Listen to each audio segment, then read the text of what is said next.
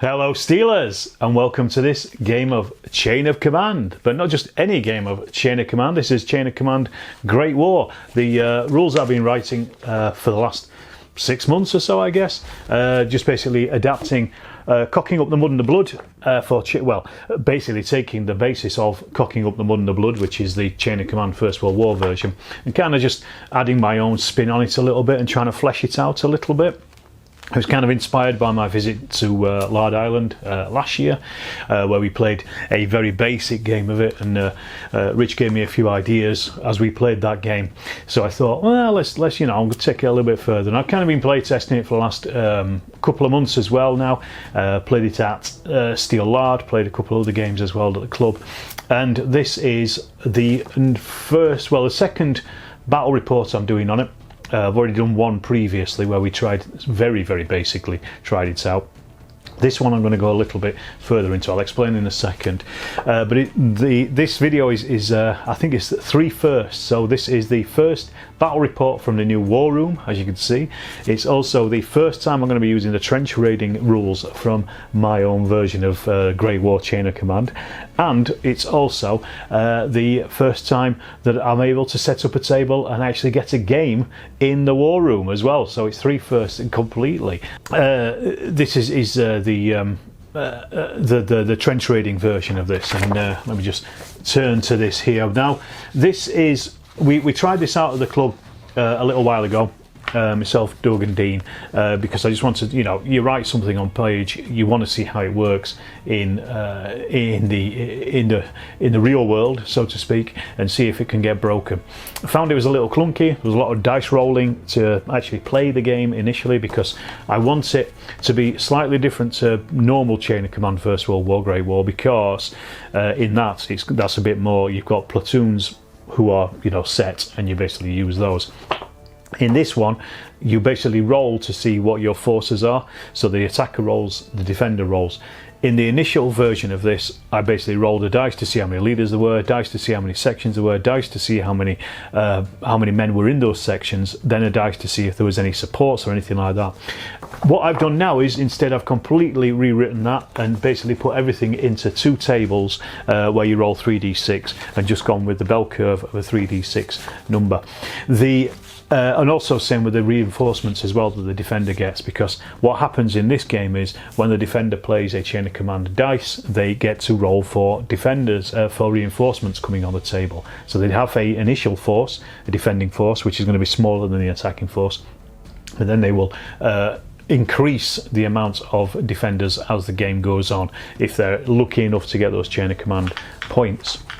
Now, trench raiding in the First World War, it's one of those things that a lot of war gamers play, but a lot of people generally don't understand it. When you talk about trench raiding, you initially think that you are, it's only a handful of men, maybe 10 men, going into a trench. It could be any size really, from 10 men just doing a patrol in no man's land, just trying to see what the enemies are like, getting reconnaissance, getting prisoners, that kind of thing. And it could go all the way up to battalion attacks with artillery involved in it as well. I've tried as much as I can to keep it within the wargamer's idea of a trench attack, so it's never going to be more than about a platoon. You might be part of a larger attack, with several companies or even that full battalion either side of the table, but you're just concentrating on the platoon attack bit in what you're doing here. But as I say, trench raiding it's a bit of a misnomer really, because they could be so small, but it could be huge as well. So what I'll do is I will show you the table.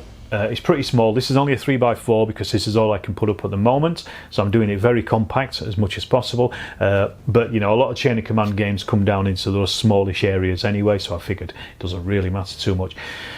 So what I'll do is I'll show you the table quickly, then I will roll for the forces. I'll show you how we go through that, and then I'll show you what the forces are once they have been rolled for, so it gives you a bit of an idea of how you basically play a game. The idea of this game is kind of like a game within a game, and the idea is it's small enough for you to be able to play a game in a club evening, and then possibly even swap over and play another game. Have an hour or so playing one side, and then swap over either with the same forces or completely refresh it and re-roll some forces. But you shouldn't need more than about anywhere between 40 and probably maximum of 60 figures if the defender gets, you know, really good rolls on their defense. So again, it's a smallish skirmish game. Most war games could probably do with that, you know, with a few boxes of plastic figures from wherever, or, you know, piece of pig figures or whatever you're using. Anyway, enough waffle from me. Let's have a look at the table. We'll do our rolls. We'll also see what scenario we're going to play as well, because there are 6 scenarios, and I'm going to roll for it, and then we will play the game and see how it comes out. One other thing just to mention is it's a German attack on a British position, simply because I mostly do British attacks on German positions. So I thought let's have the Germans have a bit of a chance. Late 1917, the Germans are counter-attacking trench raids in the Passchendaele area. So here is the table. So it's only a 3x4, as I said, it's only a small one. We've got the German attack as they're pushing up here. You've got these 3 jumping off points here in these shell craters. These are light cover. All the shell craters are light cover. You can see past them, but if you're in them, then they they block line of sight unless they've been fired out of. The British, on the other hand, are in the trench system. You can see running up here. This is an early war miniatures trench system, one of the best in the market, in my opinion. And they've got some wire in front, which has got a couple of holes in it where the shell craters are.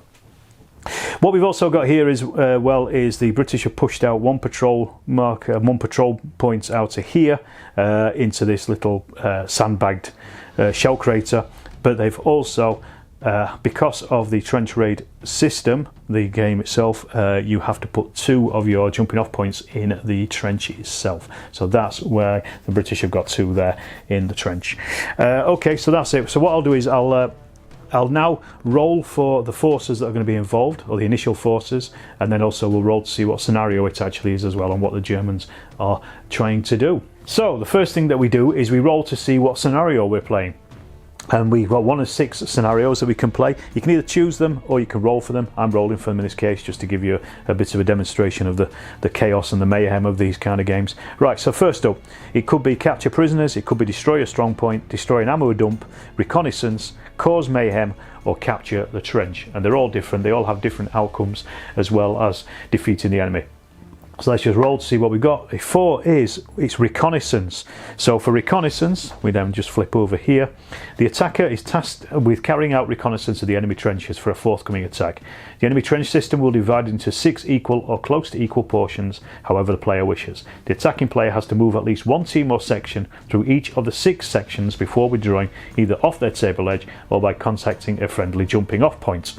The attacker wins if at least 1 section or team moves off their own table edge or jumping off point, and the defender wins if they prevent this. So basically we've got our trench over here. I'm just going to slice it I've got 3 sections of trench over there, so I'm going to slice those each in half, so the Germans have to pass through as many of those as possible before withdrawing. And then we move on to our forces. So let's find out what the Germans actually have. So this is a chart here. I don't know if you can see this too well on the screen or not, but let's have a look.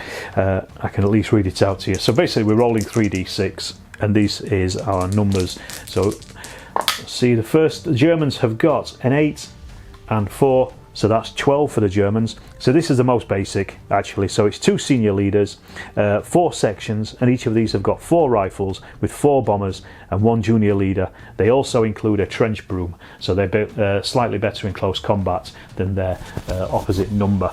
So that's your basic platoon. Basically there is what the Germans have got, but it's only 8 men in it, the men that have stepped up. Meanwhile, the British defenders, now they have their roll here, so we roll this, same again, 3d6, so that's 11, 12, 13. So this time it's slightly higher than your average. So they have got 2 senior leaders with 3 sections, and each of those they've got 5 rifles with 3 bombers, and also a junior leader in each of those. When he says bombers, these are just men who have got there'll be bombs kicking about in a trench. There'll be men, they'll have stuffed bombs in them. These are guys who are trained in bombing basically.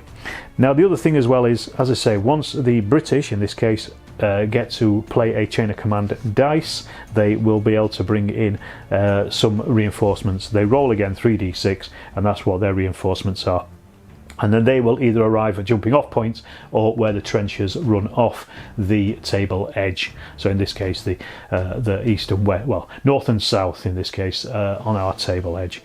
Right, okay, so that's basically set up. What I'll do is I'll get those figures together so you can actually see what these units look like in the flesh. So these are our forces in play. The German attackers are over here, and as I say, we've basically got those 4 sections, each made up of 8 men with a junior leader. These are then also made up of 4 bombers and also 4 rifles as well. So I just kind of made those slightly different. They each have an extra trench broom in there as well, so that just gives them that extra bonus when they go into close combat, if they go into close combat, which I'm sure they will do once they're doing some reconnaissance up and down these trenches. Meanwhile, the British over here, they've got their 2 senior leaders, probably a lieutenant and a sergeant in there as well, and also they have then their 3 sections, so each of these are led by a corporal, the junior leaders, and again these have got 5 rifles and then 3 bombers.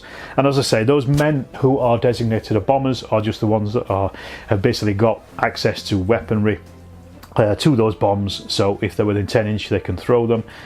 Same with the Germans, and they just get extra firepower on their dice. Also, if they're involved in close combat, they will also be they will get a bonus as well for using bombs. So without further ado, let's get this party started. So phase 1 begins. The Germans are starting. They both got force morale of 9. I rolled it off camera. Let's see what the Germans get for their first activation. So we've got 5, gives them a chain of command points, which is very useful. Then they've got a 1, a 3, a 2 and a 4. So 1, 2, 3, 4, 5. So full house, Ted Rogers.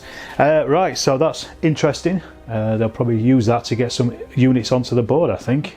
Nice and simple opening move for the Germans here. They put on one of the sections with a junior leader, got them on Overwatch over here on the right flank, and then over on their left flank they put the other junior leader on with his section on Overwatch. They're obviously going for a pincer attack here, and they've also put out their senior leader, one of their senior leaders as well, over here. So they're now covering both sides of that trench. So thus ends the German first turn. Let's have a look at their phase. British first phase. Okay, we've got 6, does nothing on its own, but they've got 5, so they've got a chain of command points, which is very useful for them as defenders. Then they've got a 1, a 3 and a 4. So that's a team, a junior leader and a senior leader. That's interesting. So the British have brought on a section over here with their junior leader, and he's directing them to fire at these Germans over here. These are in light cover. At the moment they're just, I think they're just within 18 inches, so they're just within, yeah, they're just within short range, so they're hitting on 4s up. The Germans are then going to fire back with whatever's left. They've assessed this as probably the worst, the most important factor, most important part, because the Germans are closest to the trench there. They've just popped up in no man's land. So let's see, hitting on 4s up first of all. So we've got 1, 2, 3 hits out of 9 rifles. That's not great. Should have got at least about 4 or 5 out of those. So those 3 hits on those Germans. Let's have a look. Light cover, 6 is a kill, 4 5 is shock. That was cocked, so they got 4, so 1 shock and nothing else. So they've just taken 1 shock. They are, as I said, they're on Overwatch. So what they're going to do is they are going to blat back as well, and they're firing back now with their full 9 because they haven't lost any men. Senior leader's only got a pistol, so he can't fire. The junior leader, they'll take them off Overwatch, but at least they got. The British are in heavy cover over there, so let's just see. 4, 5, 6 is a hit. This is more like hit then. We've got 1, 2, 3, 4, 5 hits. So that's the British being hit there, and they are 6 is the kill, 5 is shock this time. So this time they've got 2 shock and also 1 kill as well. So I'll just quickly stick that shock there before I forget. It's always easily done. Now, is that kill on one of their junior leader or not? And one it is. No, it isn't. So it's just one of the rifles. I'll take them off. Okay, so the British don't want to use that 4 or that 1 for anything, so we're just going to put those to one side, and the Germans get their go now. So they're going to have to start moving because there's some rifles on the table. Okay, so we've got 6, does nothing. 5 on its own gives them a chain of command points, so that takes them up to 2. They can spend chain of command points if they want to make their units go faster, or to add extra dice to firing. That's another thing that I've changed in the rules, but it's just to mention that. Then we've got 2 3s and a 1. So we could turn that into a 4, turn that into a junior senior leader and get them to fire, and a 3 as well, maybe get the other section moving up. Let's have a think about this. Right, so using the 3, this section over here, they are going to use at the double movement. However, I'm also going to spend a chain of command point as well, and add an extra d6 of movement, so that will take them up to 4d6 movement just for this phase. However, we are also in abysmal terrain as well, because it's 3D, so this is terrible, this is really muddy ground, but I want them to get them into the trenches, so I'm going to have to roll another dice as well along with these dice, different coloured ones, so I'm going to use a red one here, and that's the abysmal terrain. Now the abysmal terrain, I'll just tell you, if I roll a 1, they immediately half their movement score, and they round it up. If it's a 2 to a 5, any at the double movement is not allowed. Tactical and normal is carried out as usual, but if they use an act the double has been declared and rolled for, we remove the lowest dice score and the unit still takes shock. If it's a 6, there's no restrictions and they just carry out their movements as usual. So we roll to see how far they get, and we roll to see if they get stuck in the mud. I'll take the Overwatch marker off because they are no longer on Overwatch. So we got a 6, so that's the abysmal terrain, so that doesn't affect them. They still take that shock anyway because they're moving out the double, but because they're using a junior leader, he is going to reduce that shock, so I'll just take it back off them. I'm just showing you because I'm going through it. So otherwise they'll roll a 6, a 4, a 3 and a 1. So if we had had the abysmal terrain and it had been a 1, we would have rolled halved that, so that's what we've got, 10, 13, we would have halved it to 6, that would have become 7 inches that have moved. If it had been a 2 to a 5, then they wouldn't have been able to take, they would have taken away the lowest dice, in this case were 1, so they would have just moved 12 inches instead of 13. So that's how the movement works with the abysmal terrain. So these guys are now moving 13 inches. As I say, they took that shock, but it's been taken off them anyway, so they're heading for that gap in the wire there, and they're going to try to get in because they need to, as I say, they're wanting here to do reconnaissance. So the Germans are using that 3 and a 1, they're putting it together to turn it to a 4. The senior leader is getting rid of shock and then getting that section to fire up at the British, going to try and keep their heads down as much as possible. So they're firing on 4s up. Let's have a look, we've got 1, 2, 3, 4, 5, 6 hits. Bloody hell, they're crack shots, these Germans, aren't they? This time round, British still in held cover. 6 is a kill, 5 is shock. Let's have a look. This time we've got 1 kill, 1 shock. Is that kill on a junior leader or not? One it is. No, it isn't, so it's another rifleman. Right, so back to the British. The Germans have used all theirs for this phase. Let's see what the British get. That one is cocked, so I'll just re-roll that in a sec, but they've got a 2, that was another 2, just knocked it over. That's a 1, a 3, and I'll just roll that other one that was cocked. 6 does nothing for them. So they got a 1, 2, 2 and a 3. So junior leaders, ahoy. They might be able to stop that second attack coming in. Fingers crossed. So the British have stormed up onto the parapet and they're going to take shots at these. They are just within bombing range, so we're going to be firing bombs as well. We've got 5 rifles first of all firing. Sorry, 6 with the junior leader. So this is where they're 3 they're using. So they're hitting on 4s up. So only 2 hits from the rifles. Let's put those to one side for a sec. Then we throw in bombs.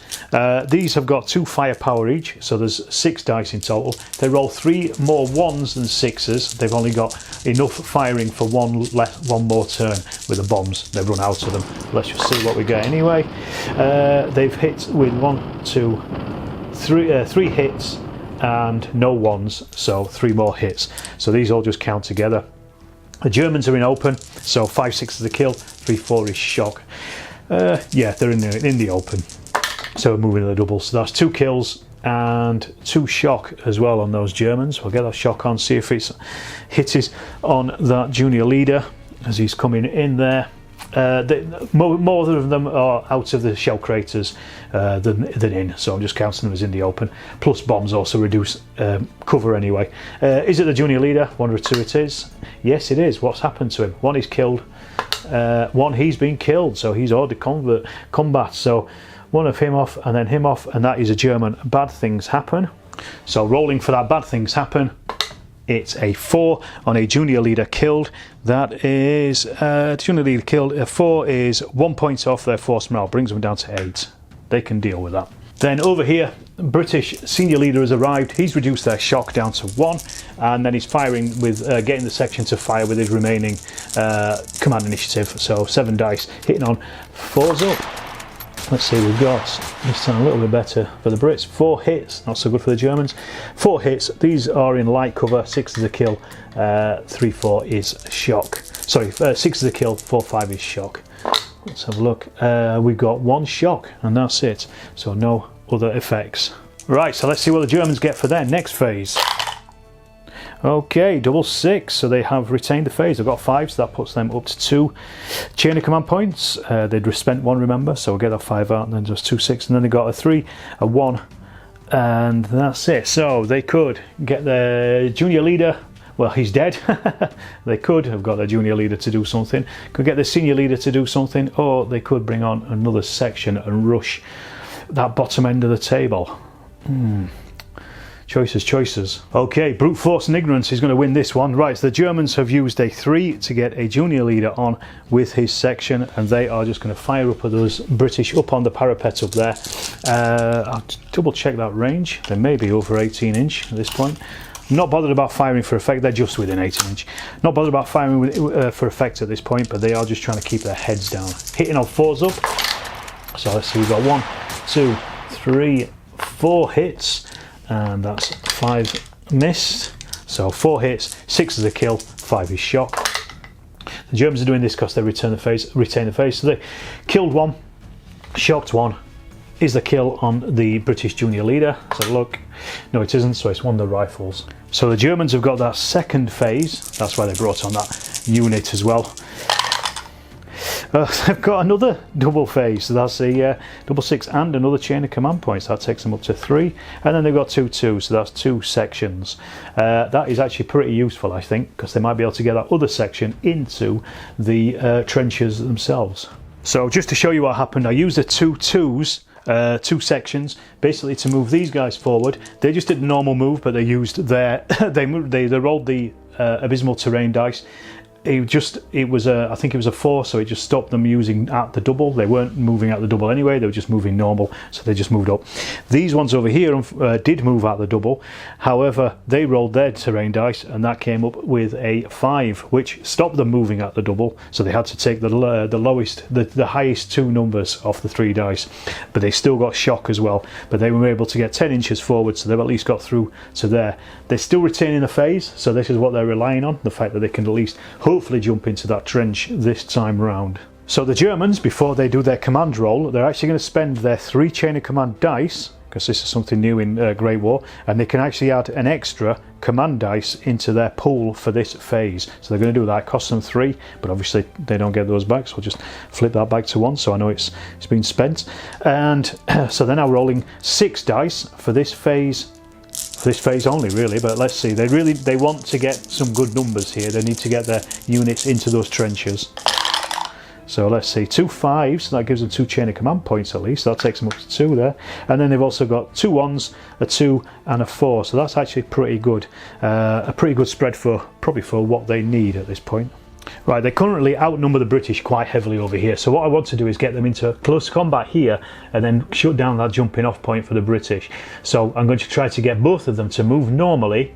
They're both within about 8 inches, I measured it, so they basically need 4 or more on their dice. They are also spending another 2 chain of command points, 1 for each section, to add on a movement dice. So they would be normally moving at 2, they're adding on another dice. But then we're also going to be rolling this abysmal terrain dice as well for both of them. So we'll do these ones first of all. Let's just see what happens. If they roll a 1, remember, they're halved and rounded down. If they roll a 6, no effect. Otherwise, they take away the lowest dice. Let's have a look. So they're not moving. So a 6 is no effect for these ones. So they've actually moved 7, 8 inches. So that's got them definitely into space here. It's a bit of a risk, but I think they really need to go through. They've got quite a few bombers in there as well, so it might be might be worthwhile, and they've got those trench brooms as well, which will help in the close combat. Then the other ones down here, the important one down here, because these don't have a leader, this could end up completely banjaxed if these don't get anywhere, but they're doing the same. So we're rolling those dice. 3 means they take away their lowest dice, which is a 2, because they've got a 6, a 4 and a 2, so that will be 12. They take away the 2, so that gives them a move of 10, which I think, yeah, that is more than enough to get them up on that parapet, dragging their shock with them. This is, I would normally wait a lot longer to attack like this, but I think at this point it's probably worth doing it. Right, I'll just get these set up and then I'll count out the dice and we'll work out where we are. Okay, so I've counted up the numbers. The Germans have got 28, largely because they've got a load of bombers and also those 2 trench brooms in there as well. Whereas the British, because they're defending heavy cover, they don't have any trench brooms, but they do have bombers. They ended up with 25, I think, 24, 25. So it's pretty close.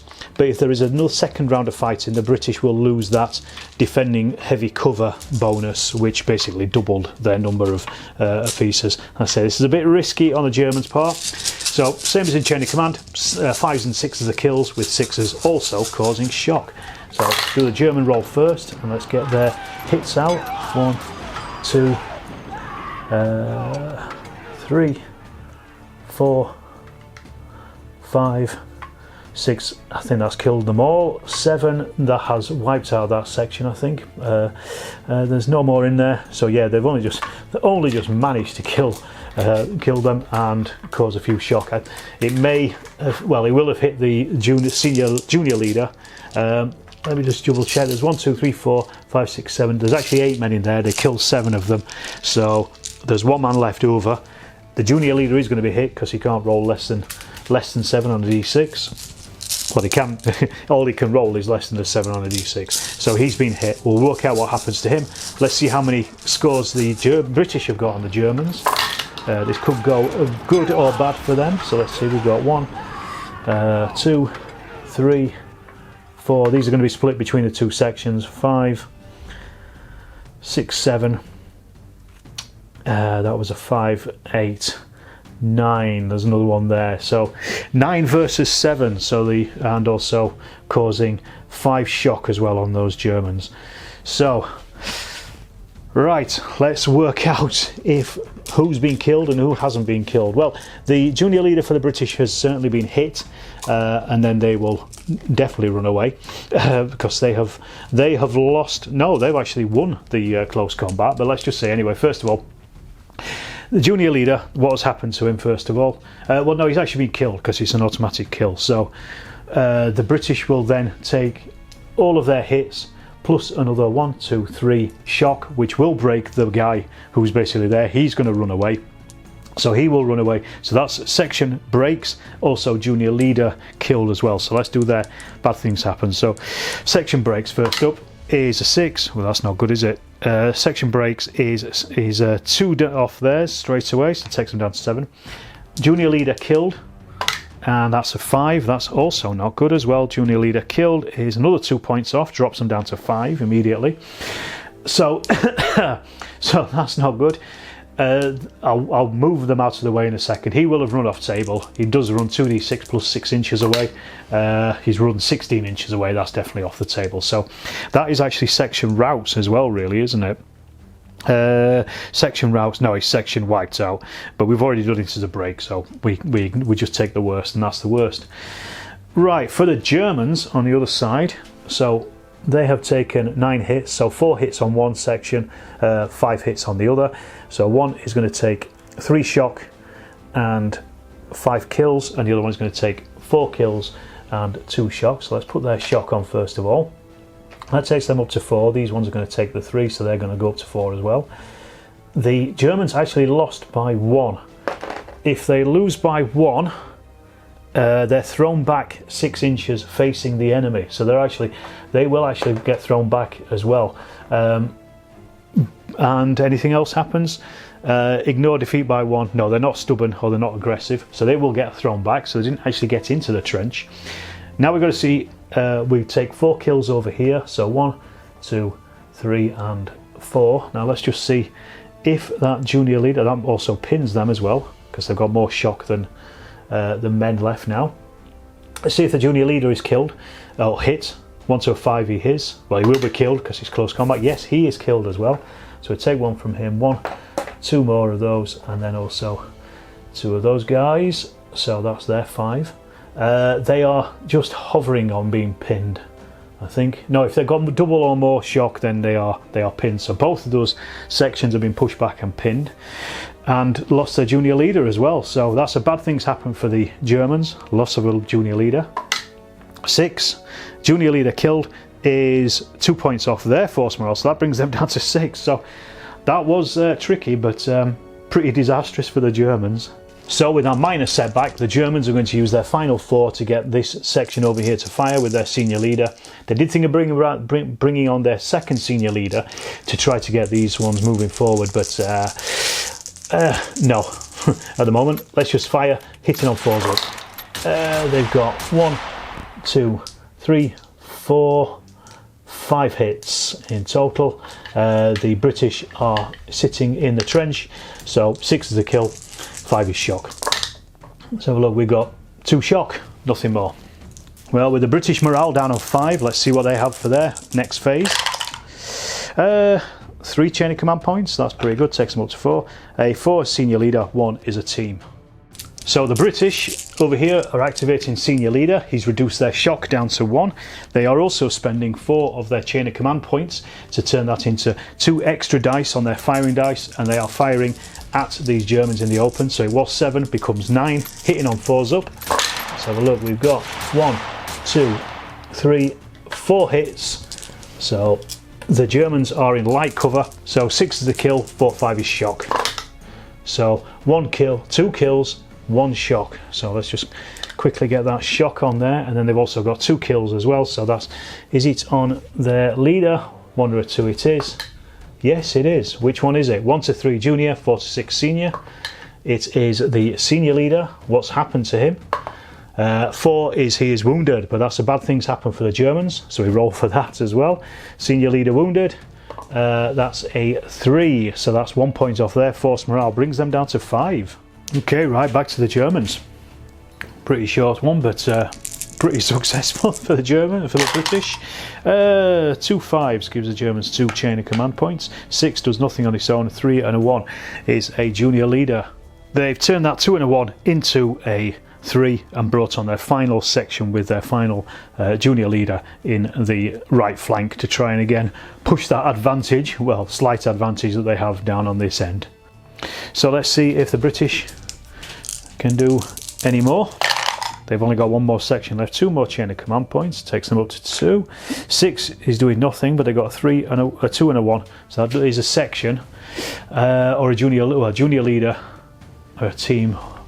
So they maybe fire again with our junior leader on the other side, keep up the pressure, I think. The British have seized the initiative using that junior leader. They've actually piled out straight from their jumping off point straight into the Germans here, who are both pinned. So they should hopefully get a good result against them. Germans have ended up with 5 dice in total because they're pinned.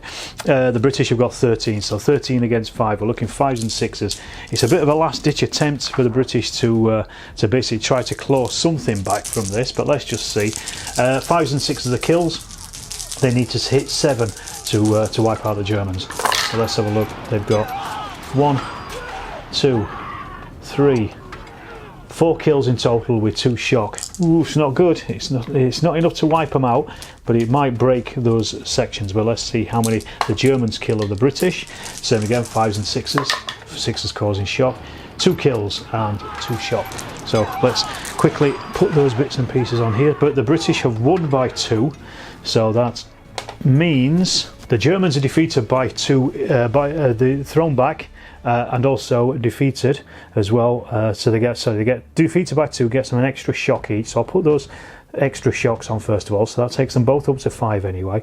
They both lost 2 men killed, and also 1 shock on 1 section, so I'll put that one on these ones because there's only 1 of those left, and then 2 shock on the other section, so that's lost 2 men as well. So then they've also lost, I'll take off the British kills as well, 1, 2, and that means, so that takes them up to another 2, so that takes them up to 7. So they're definitely broken, as are the other ones. Both are broken, no longer pinned. So that's two bad things happen for the Germans. I'll work out where they end up. They will probably run off table, but two bad things happen straight away for the Germans, and this is section breaks. Let's see, we've got a 6 and a 4. 6 and a 4 on section breaks is 4 points off. Drops the Germans right down to 1 on their force morale. I don't know if they're going to be able to continue after that. That was a pretty good attack by the British. Let's just see if that junior leader was hit by the British as well. 1 or 2 he was. Yes, he was actually. What happened to him? A 5. He is wounded, so that is a bad things happen for the British as well. So let's just see what happens to them. It's a 2. Junior leader wounded is no effect. They obviously don't like him very much, but that means at least one of their rifles is back. But they only lost 1 man out of that. Right, I think the Germans are going to concede at that point. They are down to 1 on their force morale, whilst the British are still on 5. So the British are still rolling 5 dice. The Germans are only rolling 2 at this point. There's not a great deal they can do with that. They've got that full section there. They've got another one over there. They've taken a little bit of batter, but not a huge amount. The British still had another full section here. I mean, they were out in the open, so they could have been taken down, but over here we got the other section as well, still pretty ensconced in that trench as well. So, and they still had their senior leader to bring on, so the British definitely defended that very well. Just to show you, German unit broken all the way back here, and the other one is over here as well, broken. They were going to be playing no more part in this game at all. Potentially this section could have got forward, but with only 2 dice there's not a huge amount they're going to do.